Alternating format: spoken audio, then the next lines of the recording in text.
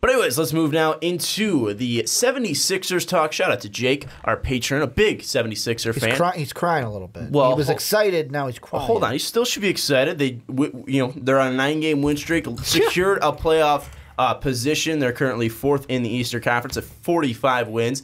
However, the dark news is that Joel Embiid will be out for 2 to 4 weeks with a orbital fracture? Orbital fracture. So Joe, their best player this year and their best player on the team, going out for 2 to 4 weeks, going to miss a couple weeks of the playoffs, which is going to be rough for the Philadelphia 76ers. Going to have to throw in Amir Johnson like they did tonight, but they did get a win tonight, 101 to 91 over the Atlanta Hawks. I mean, undefeated Atlanta Hawks. The undefeated Atlanta Hawks. But looking at this, how significant is the Joel Embiid injury for the Philadelphia 76ers playoff hopes? Well, I mean, before I answer, I just want to say something. I want to speak directly to Jake. I do find it a little, I don't want to say funny, but he was, after last week's podcast, giving me crap about the Bulls like he usually does, and how they beat us when Derrick Rose got injured. You make fun of that, karma, the basketball gods come back and be like, oh, we're going to take something from your team, which is Joel Embiid. Tweet at me, Jake. But the thing with this is getting into the playoffs and their seeding, I don't think it's going to matter at all. You want to know why? They have the second easiest schedule for the rest of the time. Toughest opponents they play, Cavs and Bucks. The easiest, oh no, they've got the Hawks. They've got the Mavericks. They just beat the Hawks. But they have the Hawks again. Well, no. Well, I'm looking at Tankathon right now, so maybe they didn't have that. Yeah. The Mavericks, the Nets, the Hornets, and the Pistons. Out of those teams, the Hornets might be the toughest one. The rest of those are probably looking for draft position at that point. So, I mean, the thing is with Philadelphia, they could be the 3 seed when it comes to the East. And the thing that could play into their favor, let's say they do get the 3 seed.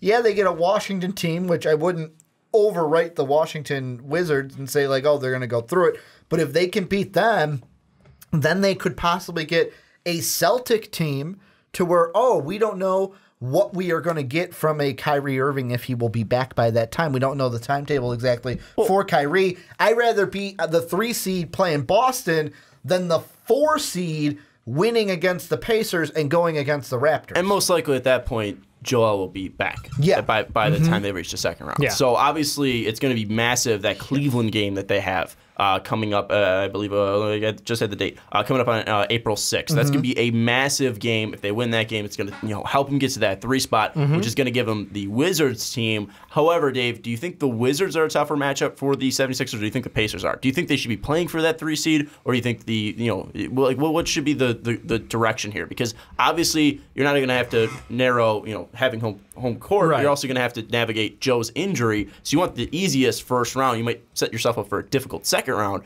but I would rather have an easier first rounder without Joel, and then take the harder second rounder with Joe on the team. No, I totally agree with you. I think the Pacers right now are the scarier team.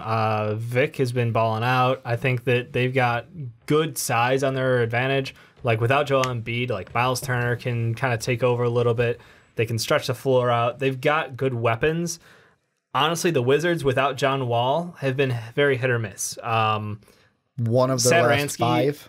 Satoransky is a serviceable backup point guard, and that's great that they found him this season, and he's gotten his time and he's built up to something now. But I still think that's a team that doesn't know how to close games, which is great for the 76ers, who also don't know how to close games. So I think the Wizards are probably the matchup you're really hoping for if you're the 76ers right now. Let's look at this. I mean, with John Wall, when he comes back, when he's fully back and integrated into this Wizards lineup, I mean, that's one of the most dangerous backcourts in the NBA with Bradley Beal and John Wall. So, I mean, you're having 2 stars out on the floor where you look at Indiana, Oladipo's been great. Miles Turner's still a young guy on that team. But that's still a young team where the Wizards have been in the playoffs consecutively for a couple of years. So I think that if I'm the 76ers, yes, you'll have to deal with Miles Turner. Yes, you'll have to deal with Sabonis as well down low. You'll have to deal with the veteran heavy, at least, inside. Well, not veteran heavy, but, they have some veterans on their team. Dropping that 25-0-0-0-0-0 game. Yeah.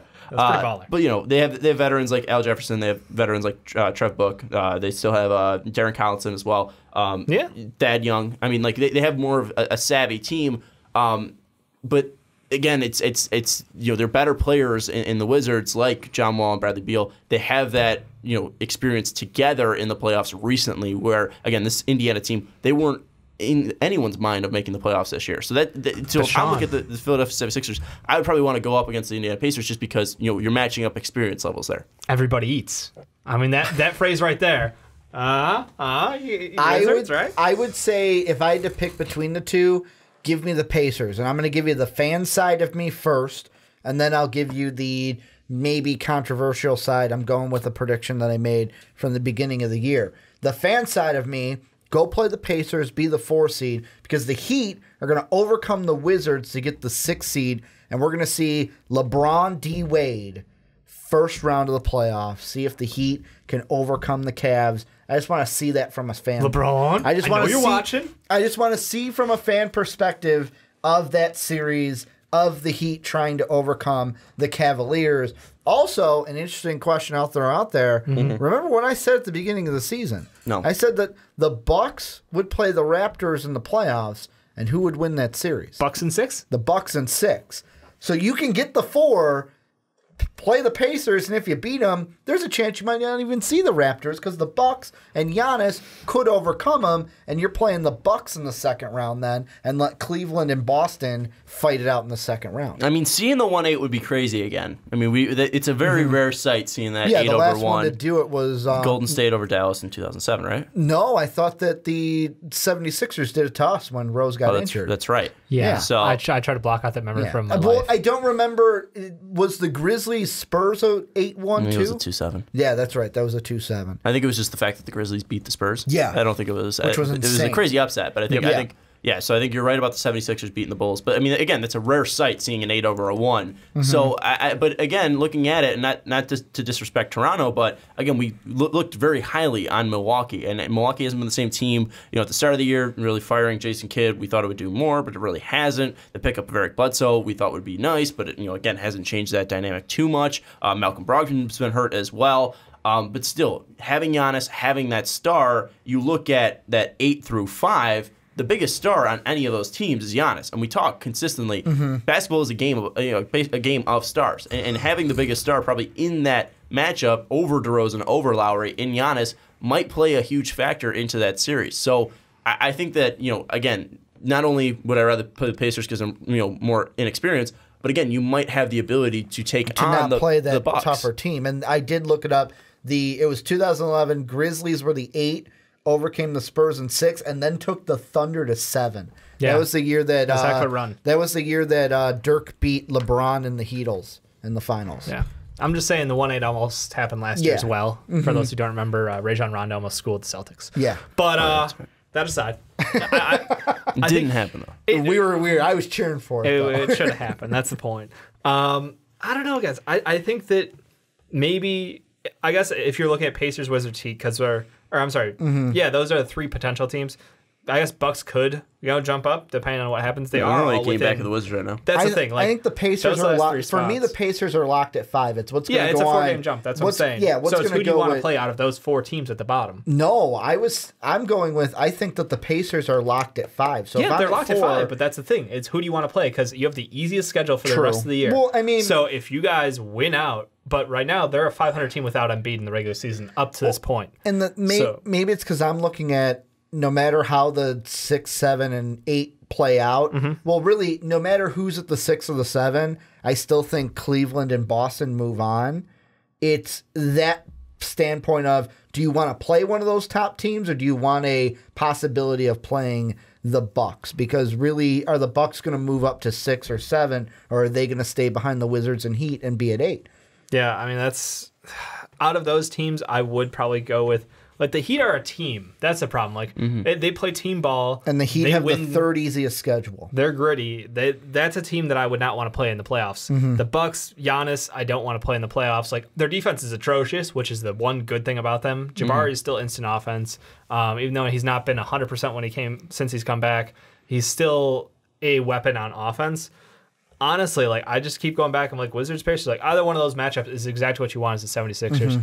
Because, I mean, we don't know what we're going to get out of Markelle Fultz. He's the number 1 pick coming back, and this is a guy who was obviously the best prospect coming out. But He's also the one who hurt Joe, which hurts me a little. Well, it was completely accidental. It's not like he the collision there. Anything, that's the thing, like, though. I mean, do you think he can tip the scale a little? Well, I was going to ask that. That was my question. I just want to say, though, I mean, it's crazy, though. Fultz comes back after 68 games, and everyone's super excited. Joe's super excited. The fans are doing the skull chant for Fultz's name. And then what does he do? His biggest thing that he's done so far in the first 3 games is bust the face open of Joel Embiid and then set him out for 2 to 4 weeks. And the thing is that I think the first game they didn't have a lot of Joe Fultz packages. Like Fultz and Joe weren't playing on the floor a ton, and it just happens.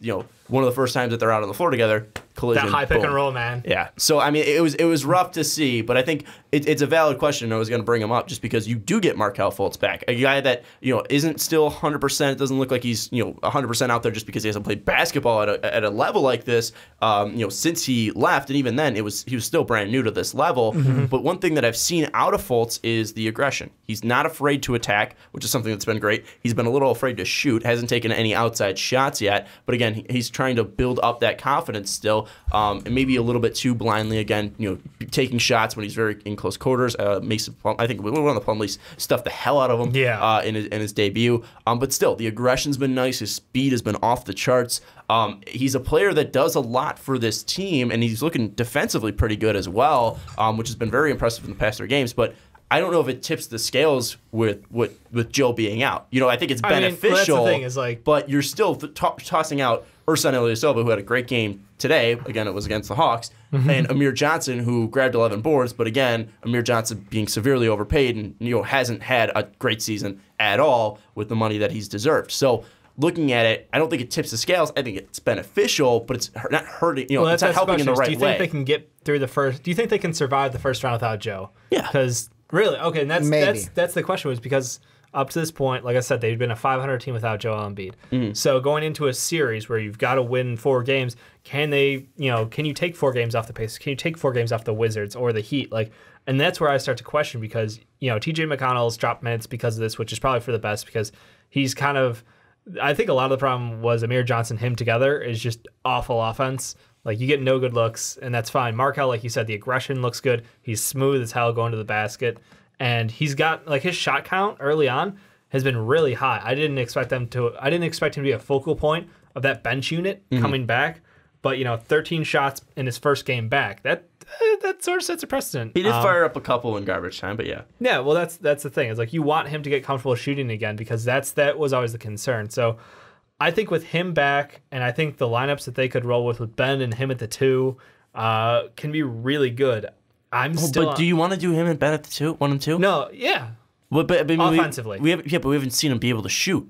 So he's not going to be able to set him up for outside shots. He's going to be able to set him up for possibly driving in. But I would rather have Ben Simmons with JJ. I don't know why I said JJ, but I would rather have him with JJ because Ben dishing and driving. As a 6-man right now is probably the best role for him. And the thing that I'm thinking about is, the thing that I'm looking at is, and this goes into whether they're the 3 or the 4. If they're the 4 playing Indiana, that's the one I want, only because I think it's the better matchup with Joe being out. Because if I'm the 3, let's say I play the Wizards, then my guards need to be phenomenal, because you've got, hopefully, John Wall was supposed to come back against the Pistons. He was questionable. They left him out on Thursday.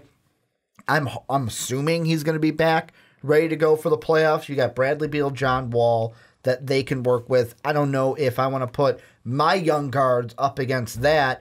The Heat have Hassan Whiteside without Joel Embiid down low. I know they've got other bigs, but without that being down there, that could be something that the Heat exploit.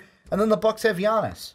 If I'm going up against the Bucks, I want Joel Embiid out there on the floor to combat Giannis. I think the funniest thing you said was about Hassan Whiteside, because that is a man who hates Joel Embiid more than anyone I know. Could you imagine if Joel wasn't out there, the Heat knock him off? Well, I don't know if he plays as hard if Joel's not there. No, but I'm saying, could you imagine how much that would...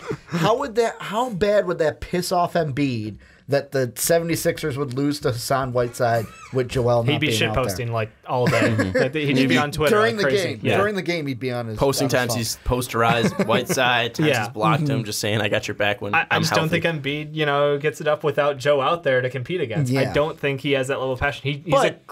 With Miami, though, I mean, this is a team. But they do have D-Wade. This is a team. That's the thing. They're probably the scariest team. But I'm looking at like things that each team could exploit without Joel being out there. But that's the thing is you look at Philadelphia's inexperience and Spoelstra over Brown. It's not even a competition. Yeah. So the thing is that you're taking away Philadelphia's best player, and you're going up a team that's not relying on one player. They have Wayne Ellington popping off. Kelly Olynyk can pop off at any time. Whiteside can pop off at any time. D-Wade, at some points, has looked really good out there. D-Wade will be able to just absolutely coast to the basket without having the Defensive Player of the Year candidate in Joel Embiid down low to swat away. Like, that opens up so much for this Heat team. That's a team that I'm just going to avoid in the playoffs. That's the thing that I'm worried about. Like, I'm not worried about Boston or Toronto or Cleveland going up against them.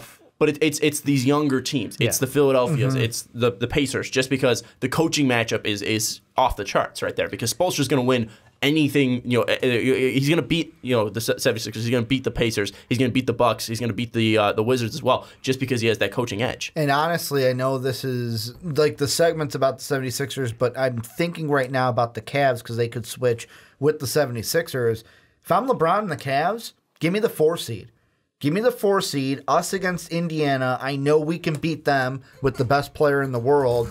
And out of who we could play in the second round, if I'm LeBron, I'm not afraid of the Raptors. Well, he just kind of made a prove-it game against them last exactly. week. So, like, looking at that. But if you're not afraid of the Raptors, then why don't you want to play the Boston Celtics where Kyrie's not going to be 100%?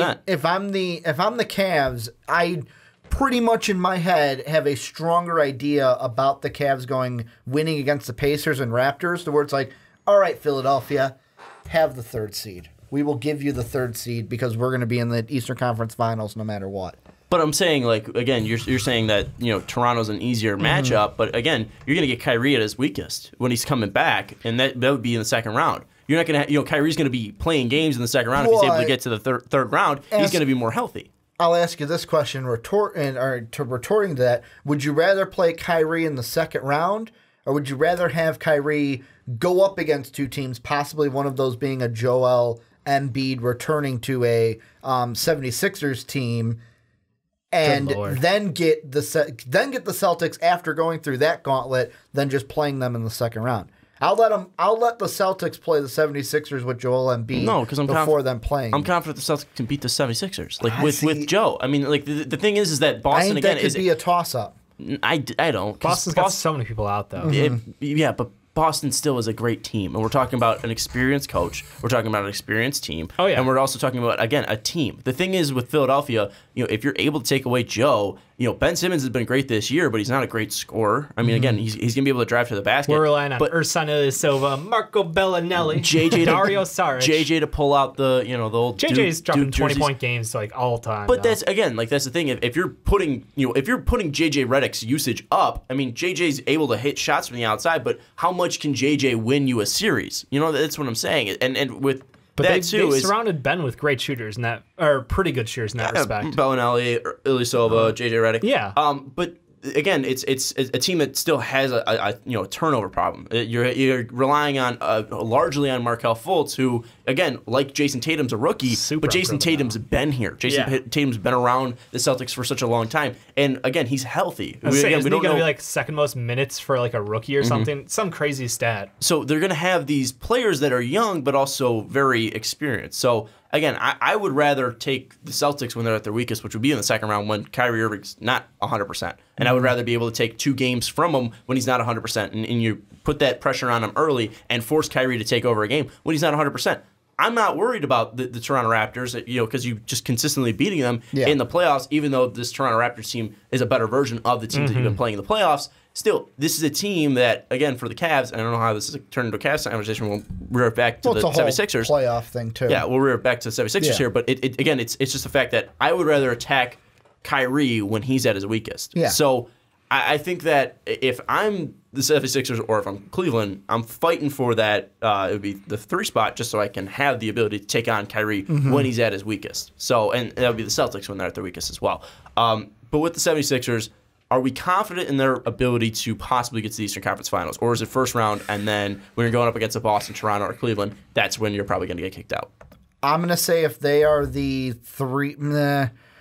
I'm going to say, and this is going to sound kind of backwards to say, if they're the 4 seed, I have higher confidence of them getting to the Eastern Conference Finals than I do if they're the 3 seed. Because I like their matchup better against the Pacers and maybe the Bucks, if not the Raptors, than I do anyone 3 through 8. Well, I mean the Bucks, throw like Wizards and Heat as a 3 seed, and then either the Celtics or whoever they play in the second round. I think you're playing with house money. It doesn't really matter. No one expected you to be here. No one expected you to win 40 games, let alone the potential 50 they could walk away with if they close out that season on a high note. I think that what they've done this year is impressive. I think the coaching was impressive, and the player development has been incredible. I honestly think that going in, the first round is a toss-up. I wouldn't give them an advantage. I don't know if they make it out of the first round. Especially with Joe being out. That exactly. With Joe out. I think with Joe, and it's a different story, and a case can be made for them to be the clear favorites over a team. But with him not there, or not guaranteed to be there, I can't give them a no, you guys are locked for the Eastern Conference Finals or anything like that. It's just, no, I'm being honest. You're a young team, you've exceeded expectations. I think you're in the playoffs. It's the year too early almost. This is your test year to see how well can these guys do, get their playoff experience in, and really see where they're at, kind of, find out what you need to go buy in free agency. Find out what you're going to do with that, top 10 pick that you're going to walk away from this lottery with. So I think there's so much to be happy about that, even if they don't make it out of the first round, this is still a huge win for the Sixers. But if JoJo's back, Eastern Conference Finals is the cap. And final thoughts from me on this whole 76er talk. I hope Markelle Fultz comes back and pops off. I hope he has at least one 20-point performance, because I've been absolutely in love and watching 76ers games more just because Fultz has been back. But again, I'm kind of in the same camp as Dave. The fact that you're here is ridiculous. Not ridiculous, but it's impressive. Yeah. And I think that with Embiid being hurt, it's going to be tough to get him back in the lineup. Get him back. And again, it's not a leg injury or a back injury. It's a face injury. It's going to be easy to recover from. But masked Embiid, is he going to be Rip Hamilton out there, or is it just going to be something that's going to bother him? Or Kobe mask? They each bust out games with masks. Again, this could be a thing that the Kylo Ren mask just brings Kylo. It could be a thing where again, I think it's just a lot going on, and outside of Joe, there's not a true scorer for them. There's not a guy that I'm trusting with the ball late in hands. And then even then, Joe, who's taking that last shot for me? It's probably gonna be JJ Redick. Yeah. And JJ again is a known choker in the second round just because of the Clippers.